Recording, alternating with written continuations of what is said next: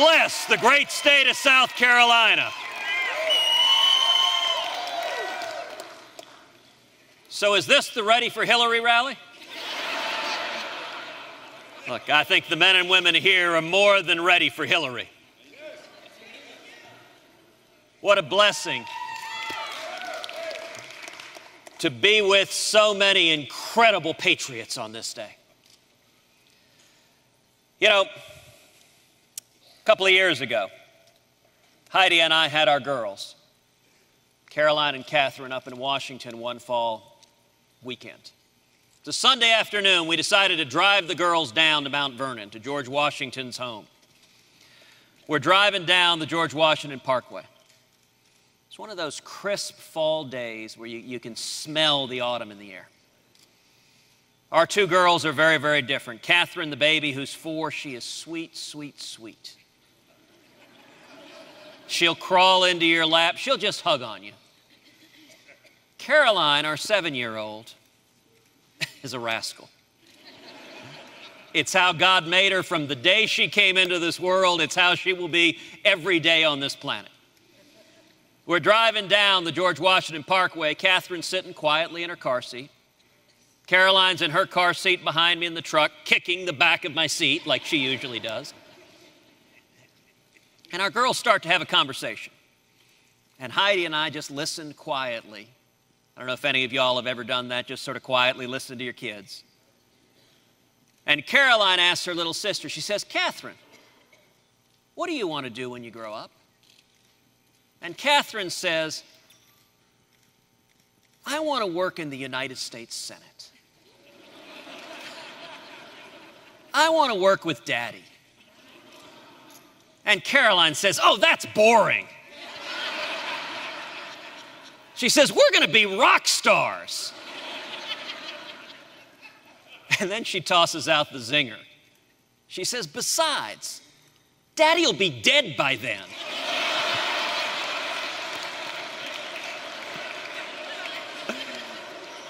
This is a real conversation. I kind of wondered if maybe Caroline had been speaking with Republican leadership.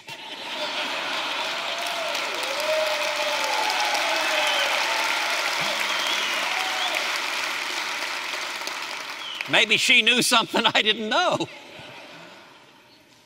You know, the reason so many of us are here in this great gathering is because we love our kids.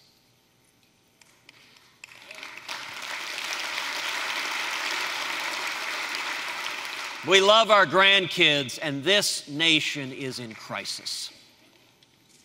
This is not a typical time in politics. We are at the edge of a precipice. I don't think we've hit the point of no return yet, but it is close. It's now or never. We either pull this country back, or we risk losing the greatest country in the history of the world. You know, today, for the first time in history, a majority of Americans believe that our kids will have a worse life than we did. 65%. That has never been true in the history of America until this instant right now. Maybe the most un-American idea you can imagine. I think the central issue in 2016 is going to be, how do we reignite the promise of America? How do we get back to that fundamental American ideal that our kids will have a better life than we did, and their kids will have a better life than they did? I'm here today with a word of encouragement and hope and optimism. 3 simple things that we can do to reignite the promise of America. Number 1, bring back jobs and growth and opportunity.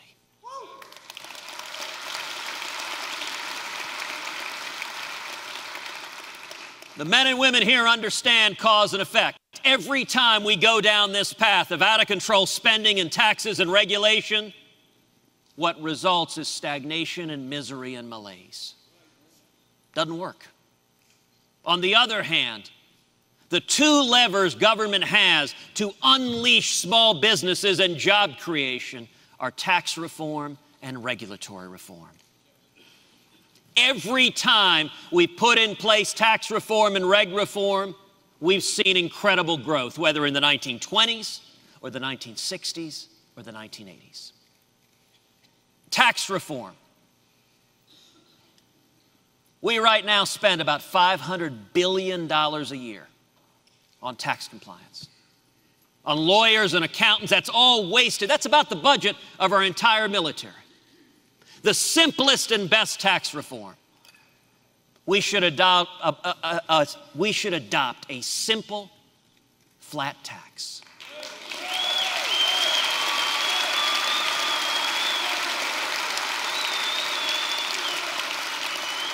Where every American can fill out his or her taxes on a postcard. And when we do that, we should abolish the IRS.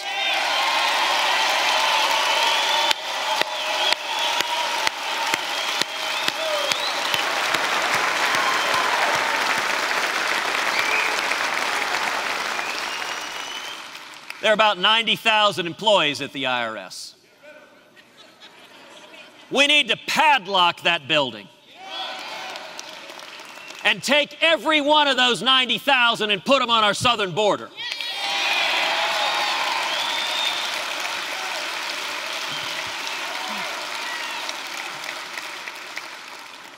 Now, to our friends in the media, I say that somewhat tongue-in-cheek. But think about it for a second. Imagine you had traveled thousands of miles in the blazing sun. You're swimming across the Rio Grande, and the first thing you see is 90,000 IRS agents. You'd turn around and go home too.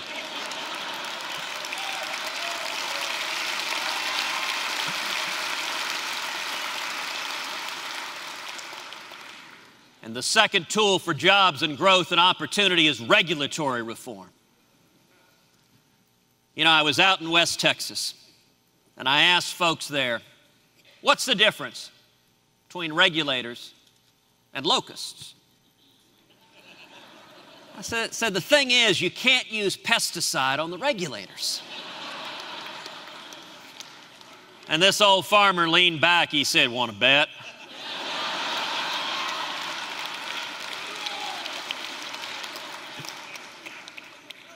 We have seen regulators descend like locusts on small businesses, killing jobs all across this country. And the simplest and most important regulatory reform, we need to repeal every word of Obamacare.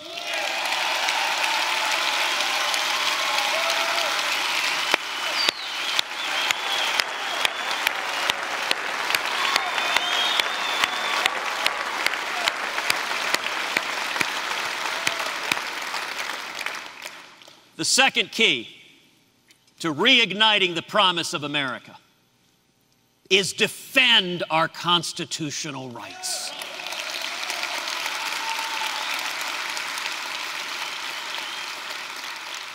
All of them.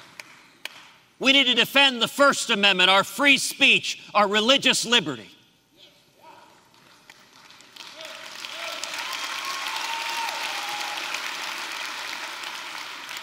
You know, all of us, our hearts were breaking as we saw what unfolded in Indiana and Arkansas. As those states stood up to defend religious liberty, and the modern Democratic Party, in a perfect storm, joined with big business to say their commitment to mandatory gay marriage in all 50 states trumps any commitment to the First Amendment. You know, it wasn't too long ago there was bipartisan consensus on the First Amendment. We might disagree between Democrats and Republicans on marginal tax rates, but when it came to religious liberty, we stood as one. How far we have come. And let me say, Indiana was a sorting moment. As Reagan would say, a time for choosing. There are candidates running in 2016, even candidates in the Republican field, who, when Indiana was being battled, they were nowhere to be found. I can tell you this, when it comes to standing for the religious liberty of Americans, I will always, always, always stand with the First Amendment.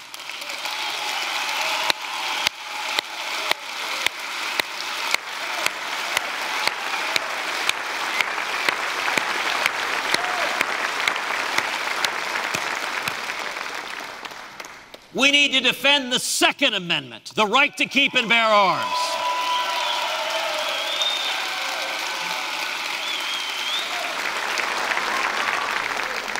A couple of weeks ago, we were up in New Hampshire, went to a firing range. My wife, Heidi, was at a full auto on a tripod wearing a cat that said, "Armed and Fabulous."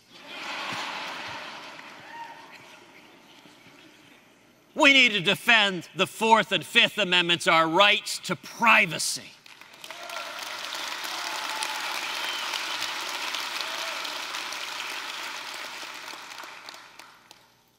And we need to defend the 10th Amendment.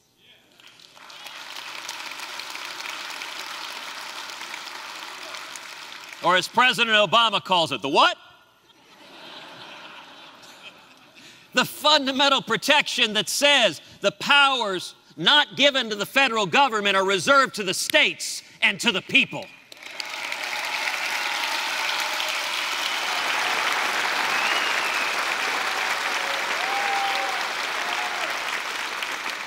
That means their core responsibilities the federal government needs to do. It needs to defend this nation, and we need to stand with the men and women of our military. We need to secure the borders.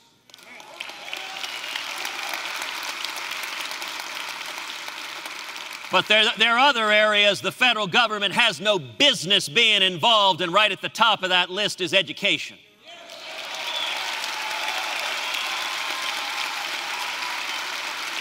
And we need to repeal every word of Common Core.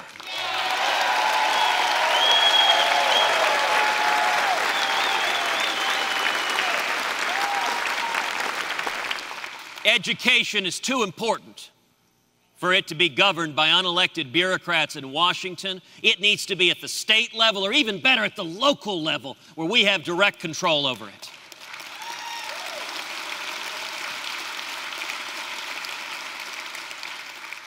And then number three, we need to restore America's leadership in the world.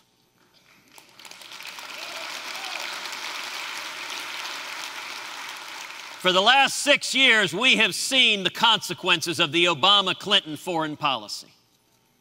Leading from behind does not work.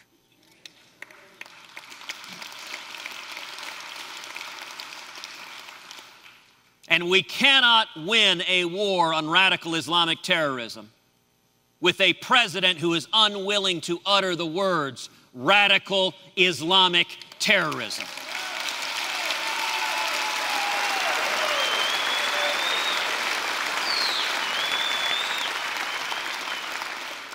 Instead of a president who boycotts Prime Minister Netanyahu, imagine America standing unapologetically with the nation of Israel.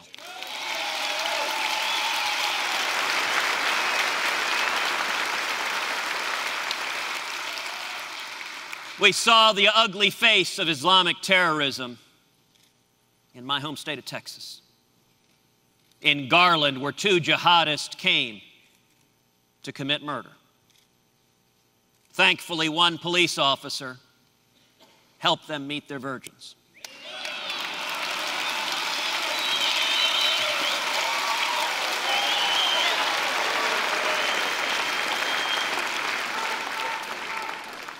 But when given the choice between free speech and the political correctness of refusing to acknowledge radical Islamic terrorism, it is a time for choosing where we stand.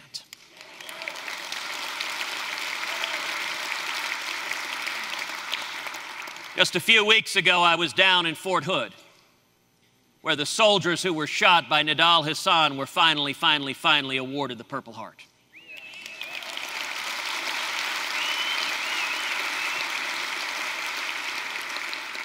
It took over 5 years for that to happen because the Obama administration refused to acknowledge that was terrorism. Instead, it was workplace violence. Now, I'll tell you the reason those Purple Hearts were awarded. I was very proud last year to introduce legislation in the Senate to mandate that the Pentagon award those Purple Hearts.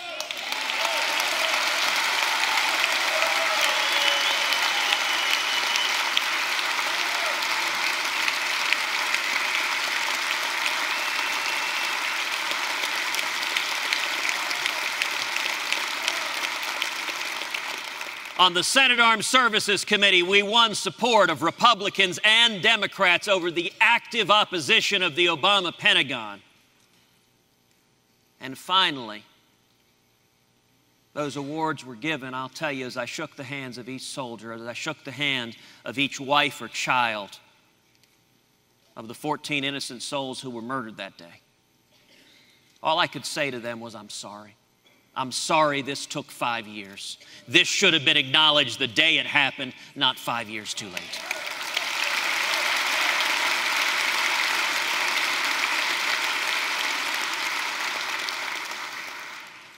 You know, the great state of South Carolina plays a pivotal role in our nation. Y'all have the blessing and the curse of being an early primary state. So you're going to see presidential candidates descend upon you like those federal regulators and locusts. My one request is please hold back on the pesticide. But I'll tell you, the responsibility of this great state in the Republican Party is to ensure that we nominate a conservative.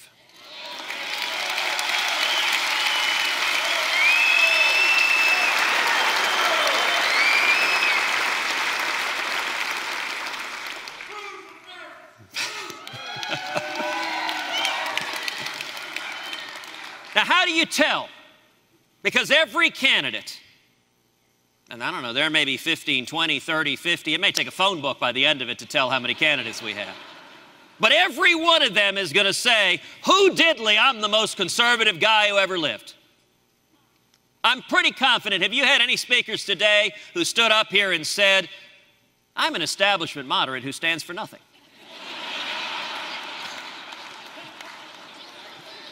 They don't say that.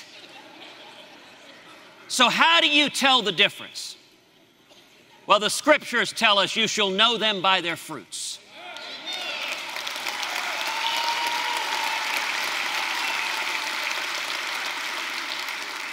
And I would encourage each of you to ask every single candidate who stands up in front of you, you say you believe these principles, show me.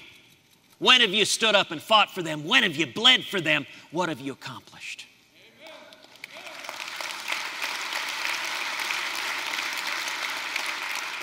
If you say you oppose Obamacare, when have you stood up and fought to stop it?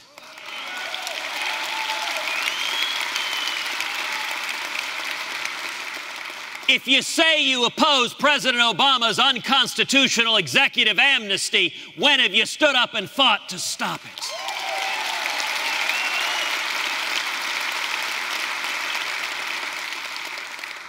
If you say you support the First Amendment, where were you in Indiana?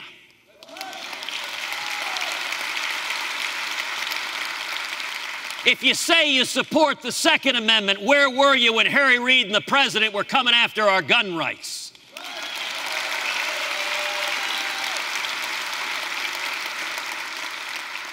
If you say you support the Fourth Amendment, our privacy, when have you stood and fought to protect it? If you say you support the 10th Amendment, if you say you oppose Common Core, when have you stood and fought on those principles?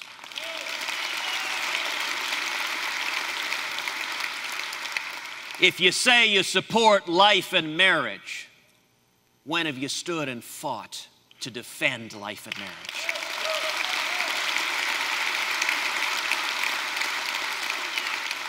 If you say you support Israel, when have you stood and fought alongside Israel? When have you stood and fought to stop Iran from getting nuclear weapons?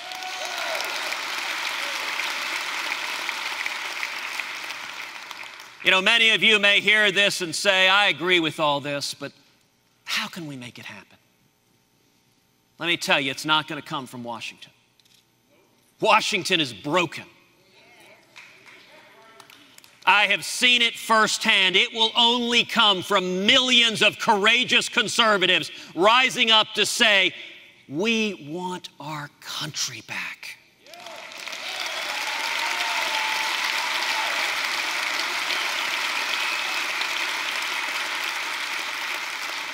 I am inspired, I am hopeful, I am optimistic because of the men and women in this room. We are building an army, a grassroots army of courageous conservatives. For each of you that have your cell phones, I want to ask you to do something. If you have your cell phones, would you pull it out and text the word Constitution to the number 33733.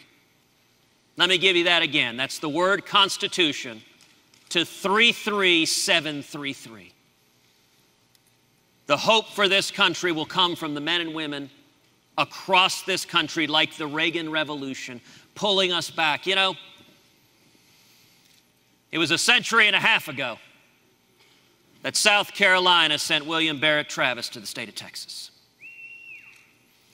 It's a century and a half ago that William Barrett Travis drew a line in the sand and said, choose where you stand. Do you stand with freedom or do you stand with death? Give me liberty or give me death.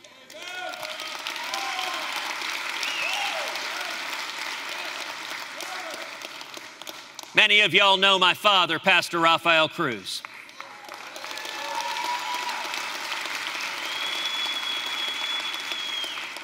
My father saw freedom taken away in Cuba. I'll tell you what he said to me over and over again.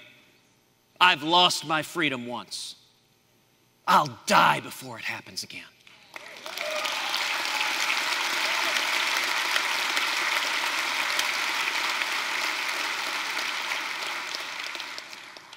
I'm going to close with just telling a quick story. On January 20th, 2017,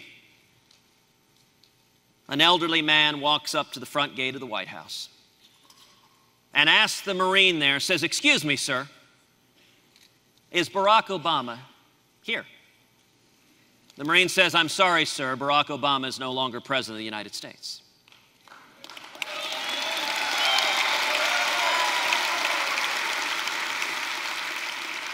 The next day, the same elderly gentleman walks up to the gate. The same Marine is stationed there. He says, excuse me, sir, is Barack Obama here? The Marine sighs and says once again, I'm sorry, sir, Barack Obama is no longer president of the United States. The next day, the same elderly gentleman walks up to the gate. The same Marine is there again. He asks the question one more time. And this time the Marine sighs heavily and says, sir, I've told you 3 days in a row, Barack Obama is no longer president of the United States. The little old man with a twinkle in his eye, he says, I know that. I just love hearing you say it.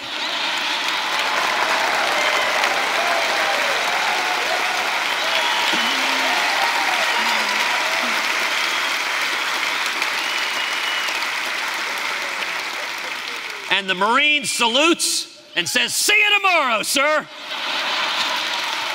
Change is coming. God bless you. God bless South Carolina.